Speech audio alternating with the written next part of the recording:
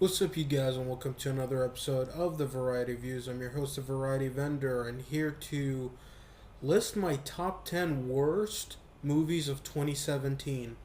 Next week, I will be ranking my top 10 best movies of 2017. I'm still in the process of seeing the best movies because here's the thing about me. I don't go out of my way to watch bad movies. So if there are some bad movies that I did not mention, it's just because I haven't seen them, and I don't plan on seeing them. Why would I put myself in that position to watch a movie that I know that I'm gonna hate? So yeah, I avoided all those movies. Now let's get right to it. Number 10 is Despicable Me. Um, as much as a lot of people hated on this franchise, I don't really have a problem with it so much so as as a movie that is fun and good. There's good imagery going on, and it's harmless. I don't think it's as bad as some people might say it is. It's certainly not as bad as the Minions movie, because in this movie, the Minions are not used as much. They're used as background noise. Yes, they do have more scenes than the other installments, but still, it's not overblown like the Minions movie. And this made a ton of money, so you gotta know it's working in some aspects. And there are some really really cool visuals. I really liked some of the stuff going on here, like the balloons and the bubblegum stuff, and the giant robots. And there are some moments that made me chuckle a little bit. So that's the main reason why it doesn't get higher on the list. Number 9 goes to Jigsaw. I was looking forward to this like no other movie. Um, there are some movies that I look forward to the most, but this was like in my top 5 most anticipated movies of 2017, and boy oh boy did it just it disappointed. It really did. I did not expect it to be the best of the franchise, but I did expect it to be at least engaging.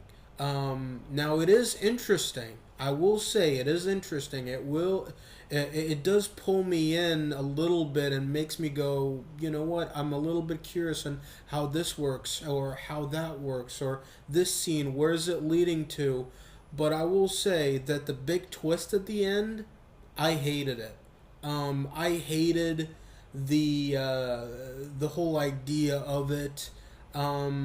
It did not build up upon Saw 7 or Saw 3D, which I thought was, it was okay. I didn't think it was bad. It was just not as good as the others. This should have been, the movie that fixed Saw 7. But it didn't, not by the slightest. But it was entertaining at least. So that's the only reason why it's not higher on the list. Number 8 goes to The Mummy. Um, I was really looking forward to this one as well. I was like, okay, I'm ready for this. The Dark Universe, whatever. Let's get right to it. I enjoy Dracula Untold. I'm of the few that really enjoyed it. When I saw it in cinemas, I was like, holy shit, this is actually a lot of fun. Victor Frankenstein, I thought was okay. There was some stuff about it that I did not like, but overall, I thought it was a solid movie. And then The Mummy. When I saw it, I was like, what? What am I supposed to feel? What are they trying to accomplish? Are they trying to pull me in? Do they want me to be invested into this franchise? Because they're not giving me reasons to. The special effects were good, but at the same time, it was so comedic.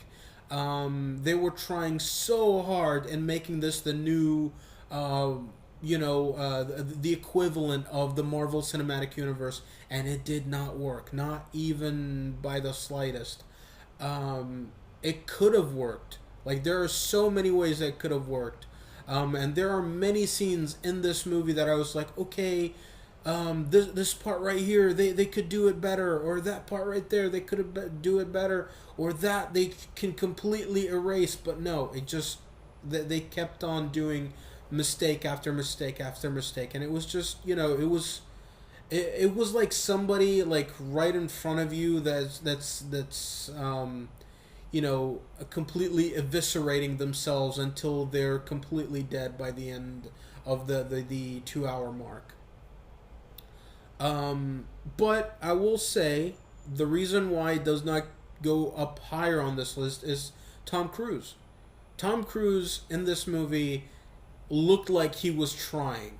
He was trying so hard in in making this into something. And Russell Crowe, I'll give him credit. Like, at least he was having fun. But there wasn't enough of Russell Crowe in this movie. Like, maybe a combined runtime of 20 minutes. That he was in this movie. Maybe even less. So nobody can save this movie. Let's see. Number 7 is DC's Vixens. Not Vixens. DC's Vixen. Which is an animated movie. I think it was straight to DVD, but still counts. It's still a feature length.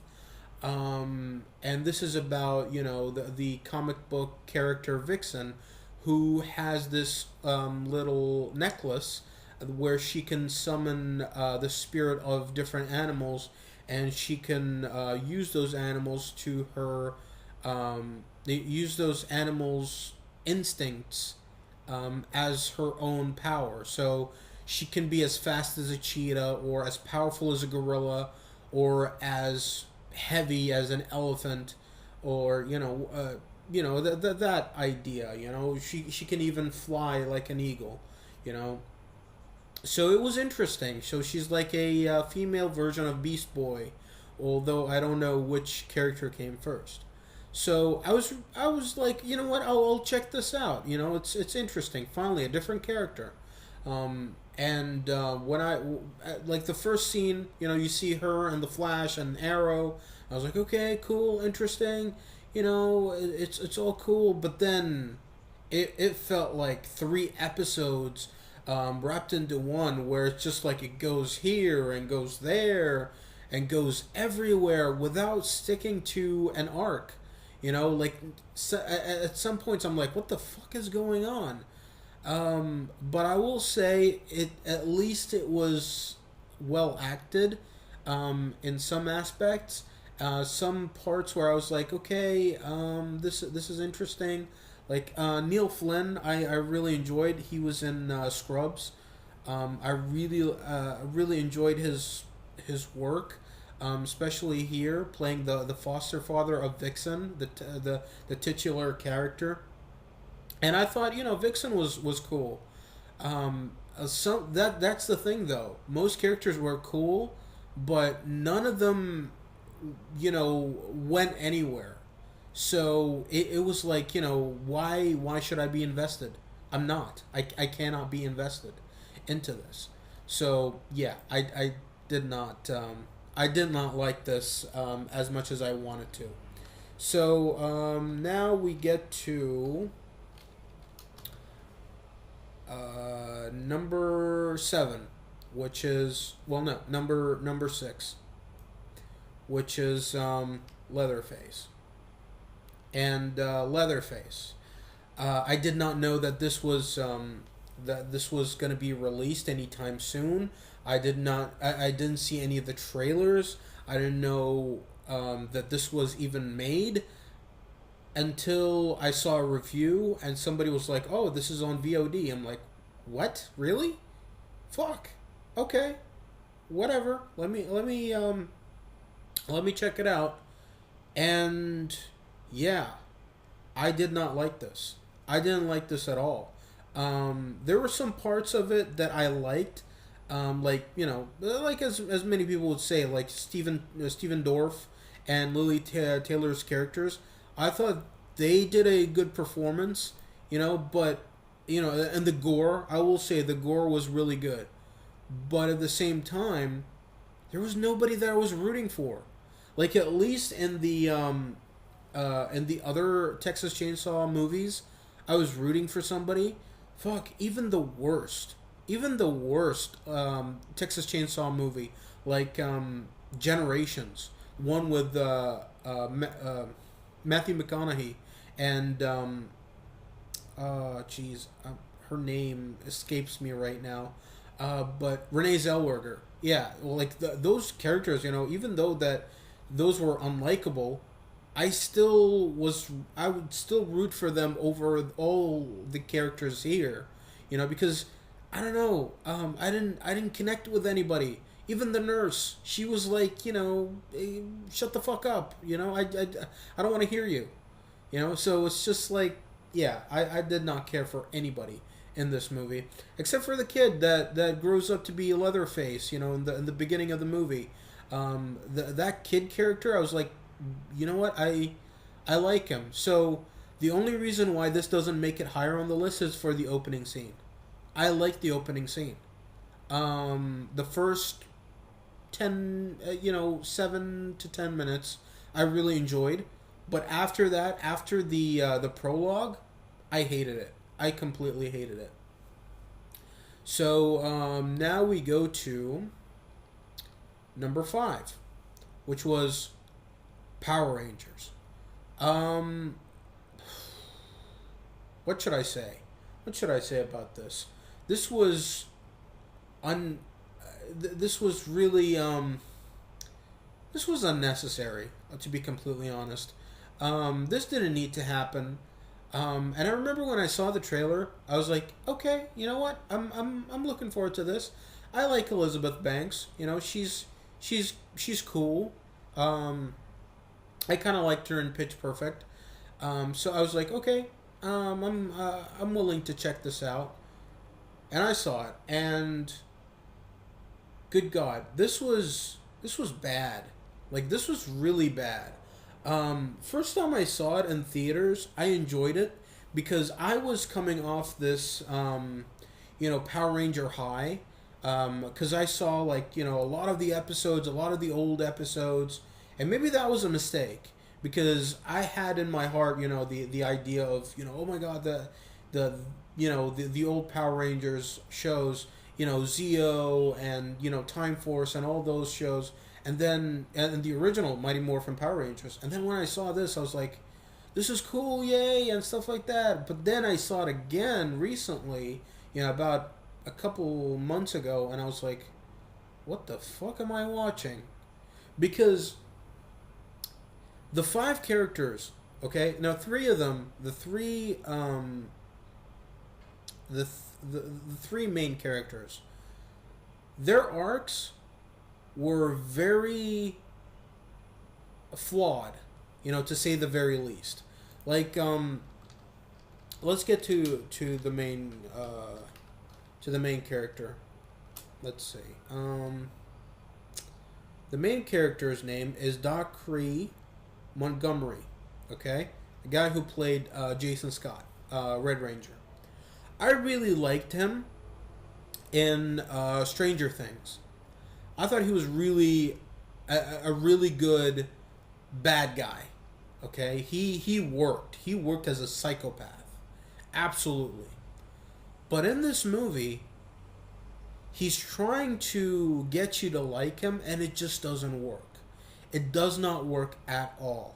Okay, he's trying to be like he's a rule breaker, and this is the thing about this movie. They're trying to make them the Power Rangers flawed, and the problem is they're way too flawed, way too flawed. Like, you've got an autistic kid, you got a girl that's being bullied, and you know what, she used to be a cheerleader, but then, like, the other girls hated her. She was like, okay, you hate me, I'll show you, I'll cut my hair. And I'm like, what the fuck? What? really, and the other characters like the Yellow Ranger and the Black Ranger, I was like, okay, why isn't the Black Ranger the leader? Because I empathized with him much more than the other characters, way more. They're trying to make the Blue Ranger, the autistic kid, the autistic black kid. They wanted him to be the comedy relief, and some parts it was like okay, but most parts it was way too forced.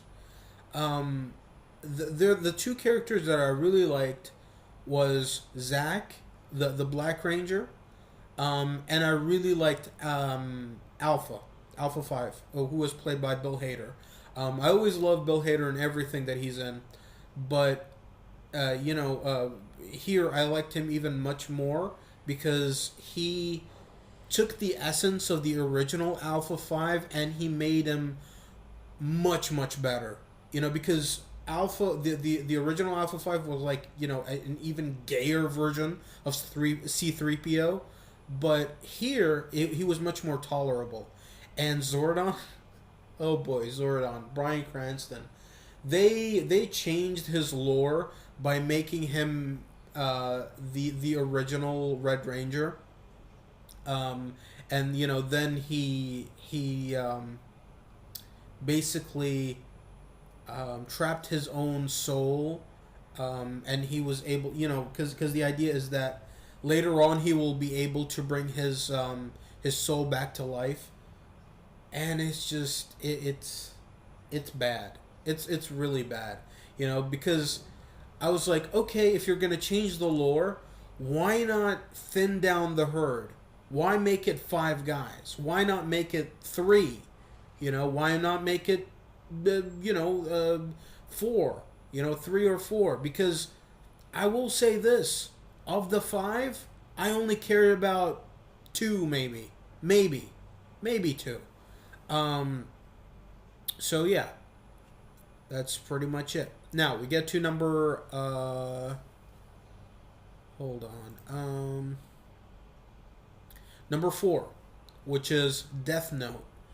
I was really looking forward to this one because I was a fan of the anime, and I saw a few of the episodes, and most of the time it's just jarring. It really grabs a hold of me, and it just does not let go until the final moments, and I'm like, holy shit, what am I watching? And yeah, it sometimes got to me, but this movie, oh boy. Some people said that it's kind of like Final Destination. At least with Final Destinations, it's a lot of fun. This is not fun, nor is it thought provoking. So it's in that area of boring. However, I will say that the only thing that is redeemable is Willem Dafoe. Whenever he shows up, it's great, and I like the effects of the creature and everything. But the movie itself, and some of the deaths, I'm like, holy shit, that's really good, So that's the only reason why I'm putting it as number 4. Other than that, I would not recommend this at all, even to Death Note fans. Or you know what? I might recommend it to Death Note fans just to appreciate what they got. Just to appreciate it even more. So yeah, I'll put it right there. Number 3 goes to The Foreigner, Jackie Chan's latest movie. Okay, so this movie's got Jackie Chan and Pierce Brosnan, who is my favorite James Bond. And they give us one of the most boring movies I've seen in a long time. The action from Jackie Chan's part is great, but at the same time, it's so widespread. If I would count the amount of action scenes, I can count them in one hand. There's like maybe three or four. The stuff with Jackie Chan is good, but it's always taken away by stupid political stuff and just double crosses and triple crosses and quadruple crosses to the point where I don't even care. I'm like, just end this already. Jackie Chan is acting his ass off around, a cast of comatose people. And the storyline is just so convoluted to the point where I'm like, why do I even care? Like, fuck, end this. End this. I hate this. So, yeah, I did not like this at all. The only stuff that I liked was with Jackie Chan. I did not like Pierce Brosnan at all. He was very not just unlikable, even though that's the whole point. He's supposed to be unlikable, but he's the kind of unlikable that's boring.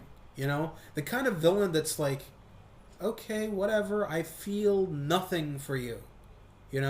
Like I don't care. I don't care what happens. I don't care if you win or lose. I don't care. I just don't.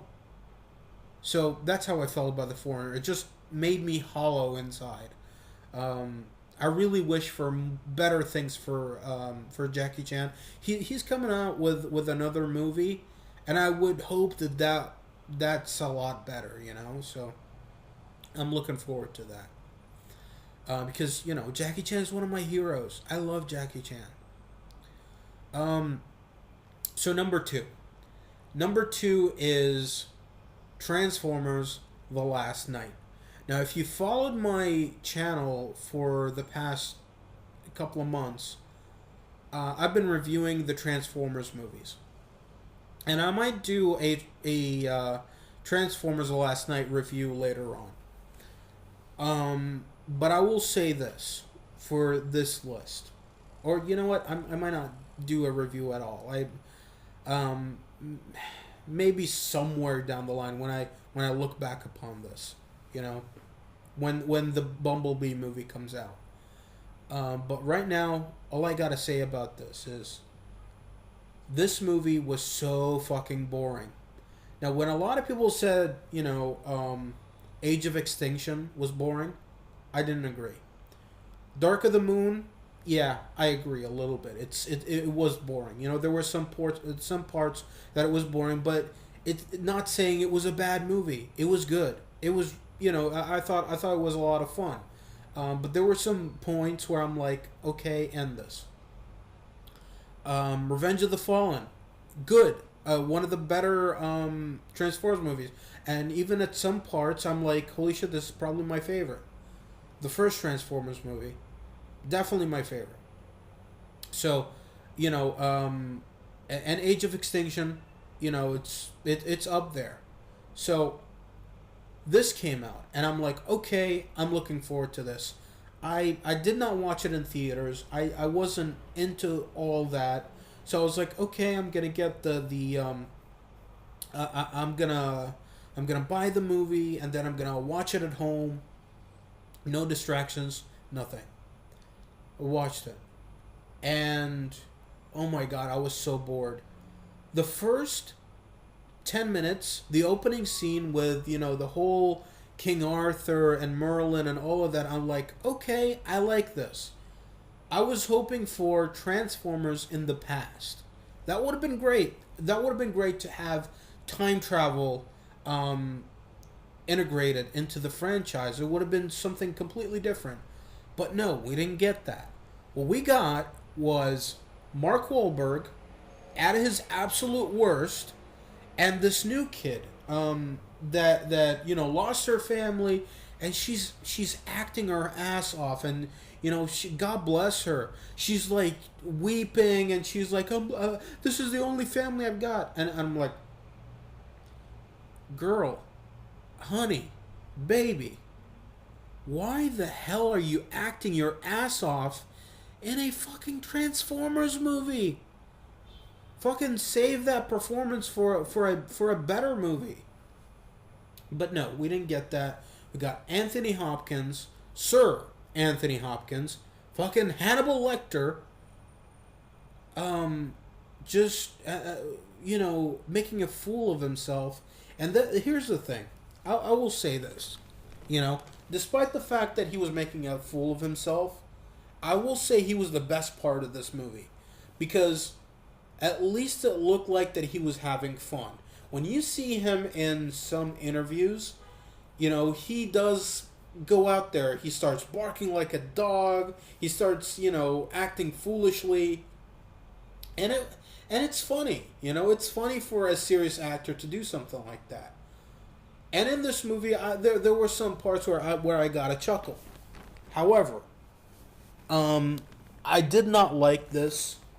I did not like this movie at all. I hated Optimus Prime, even though he was used very sparingly, like in a combined, it was probably like 5 minutes in the entire movie, and I hated that. Jeez. There was a part in this movie where he got attacked by the old knights, and he's like, "Oh my god!" Not even "Oh my god." He was like, and now the old knights are going to kill me, and I'm like, for fuck's sake, defend yourself. you know, it's like, yes, we get it, we see it. It's like, do you really have to? Did you really have to? Record that soundbite for that moment? Like, was it really that? Was it really needed, Michael Bay? I don't know. I feel like Michael Bay in this movie was like, I can do no wrong. So, I'm going to shit out this movie, and everybody's going to eat it up. Well, guess what? This was the lowest performing Transformers movie of the franchise. And I was like, what the fuck? This made like around 500 million. And, that's nothing to sneeze at. But at the same time, in comparison to the budget and fucking in comparison to the other installments, that's a fucking joke. So, yeah, Transformers The Last Knight gets the number 2 slot in my worst list. And that's saying something, okay? Because I like the other movies. And some people hated the other movies. Some people hated the entire franchise. But to me, I enjoyed the 4 movies. This was garbage. This was absolute garbage. This was the worst of the worst. I hated it. And I watched it twice just to be sure. I watched it the first time. I was like, what the fuck am I watching? The second time I watched it, and I was focused. I was like, okay, let me see this. And there was nothing. There was nothing in this movie that made me go, okay, that's redeemable. Nothing in this movie really got to me. Like, the only part that I was like, that I kind of smiled at was like during the girl's mother and her mother's friends, where they were doing, they had a few funny dialogues, but at the same time it was just some parts was like way too inappropriate, where they were making fun of each other's backgrounds, and it's like, oh, I'm gonna make fun of the English people. It's just like, oh, come on, that's just, look. Here's the thing with me. Even the stupidest type of comedy still has to have some sort of structure for me to laugh at. Okay, so there has to be something for it to make it work. But for me, and it has to, for me, when it comes to, stupid comedy, you got to have something behind it for me to laugh at. But if you're gonna do stuff just because, like, ooh, that's what people will like, then you're fucking trying too hard, So that's like, what, after you come, the girl starts to bite your dick, and it's like, okay, stop it, Okay. Now on to some honorable mentions. There aren't many honorable mentions, because, like I said, I haven't really, watched a lot of bad movies, and I'm so glad. I'm so glad that I haven't watched any bad movies this year. This list, even even the worst, even like Transformers: The Last Night, I will say that it wasn't like completely horrible. Like I will say that. I will say that it's not completely, bad. There are some things. There are some things about it that I was like, okay, like the fight scenes at the end. At least that was okay. So, at least that gets it a pass. Now, let's go on to the honorable mentions. The honorable mention that barely made it out of this list was The Killing Joke. I did not like this. Um, I thought that it had potential.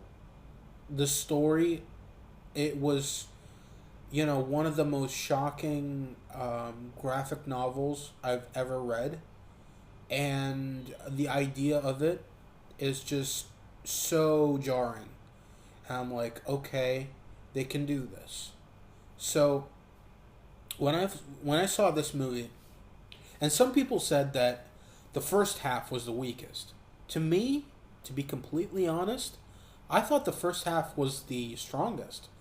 I thought the world building and them trying to give Batgirl a backstory before we get into, the tragedy of it. I thought it was done very, very well. However, the second part, as soon as they have Batgirl and Batman, do it on top of a roof, which I didn't mind at all. Like, there was like that part I felt like was, rushed, but at the same time, it didn't bother me as much.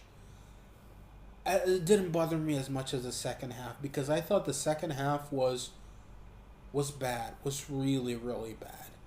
Like because I and what made it so bad was I was thinking of ideas of like how they would do it, and every time a scene comes up, I'm like, okay, this is how they should do it. I hope they do this, and they completely miss my expectations. Like not even do something that makes me go, okay, I wouldn't have done it that way, but that's an even better way, or doing something different. No, they do the the run of the mill, point by point by point by point, rather than letting those scenes that we saw, because when you read the graphic novel, it's just a single issue, which it ends in like I guess 40 pages, right? So the movie itself would only take like what, half an hour. They could let those scenes breathe. You can prolong the scenes where the Joker becomes the Joker. You can have more um you know more of the backstory options, because when he said that, um why would I stick to one backstory when I can have a multiple choice, you know, or something to those effects. It's like, okay, why don't they show more? More of the backstory, like other stuff, alternative backstories. That would have been so much better. But no, they didn't do that. They didn't do that at all. They made it so clear cut that that's how he was. He used to be, a stand-up comedian, a failed stand-up comedian, and he failed his wife, who was pregnant, and that was it. So they could have done so much more to it, but they didn't. However, like I said, the first half saves this movie. So that's the only reason why I don't put it, on this list. Um, let's see. Another movie. There was a movie that I saw this year. I think it was like Ace the Case. I think it was called Ace the Case. I'm not sure if I watched it this year because it was one of those movies that I really hated. Okay, came out in 2016. But I remember I saw it in 2017 and it had Susan Sarandon and I was like, okay, this might be something. And yeah, it wasn't. It wasn't at all. It was one of the worst movies I've ever seen. So, let's see. Any other movies that I've seen this year? Nope. Not I've skipped a lot of the bad movies, so that's all I gotta say about that. Okay, now we go on to number one. Number one goes to Underworld, Blood Wars.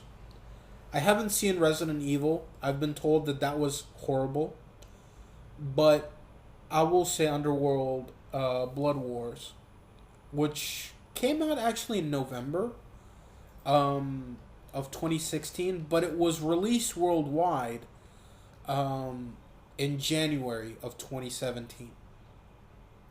Now, this movie was so bad